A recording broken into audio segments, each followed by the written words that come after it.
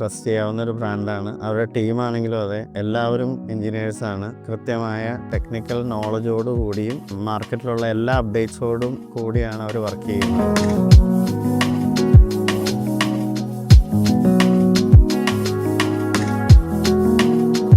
എൻ്റെ പേര് ജോൺ, കടമറ്റം സ്വദേശിയാണ്.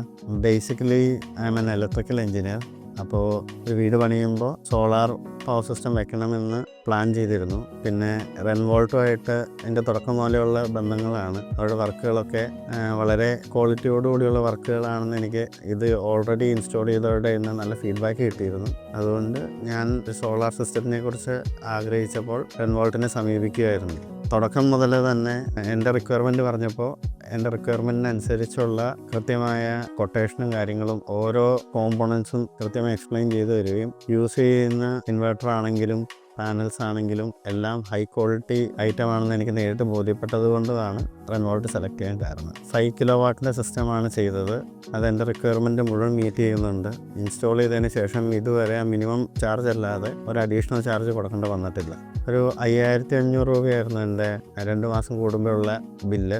ഇൻസ്റ്റാൾ ചെയ്തതിന് ശേഷം ആ മിനിമം ബില്ല് മാത്രമാണ് നമ്മൾ അടയ്ക്കുന്നുള്ളൂ. പൂർണ്ണമായിട്ടും സാറ്റിസ്ഫൈഡ് ആണ്. വർക്കിൻ്റെ കാര്യത്തിലാണെങ്കിലും കമ്പനിയുടെ ഡീലിങ്സിൻ്റെ കാര്യത്തിലാണെങ്കിലും എല്ലാം 100% സാറ്റിസ്ഫൈഡ്. എന്ത് ഇഷ്യൂസ് വന്നാലും നമ്മളൊരു ഫോൺ കോളിൽ കൃത്യമായ റെസ്പോൺസ് ടീമിൻ്റെ സൈഡിലുണ്ട്. അപ്പോൾ പിന്നെ അതുകൊണ്ട് ഇതുവരെ ഒരു പ്രശ്നമൊന്നും വന്നിട്ടില്ല. ഞാൻ ആർക്കെങ്കിലും സോളാർ പവർ സിസ്റ്റം റെക്കമെൻഡ് ചെയ്യുകയാണെങ്കിൽ അത് ഉറപ്പായിട്ടും റെൻവോൾട്ട് ആയിരിക്കും.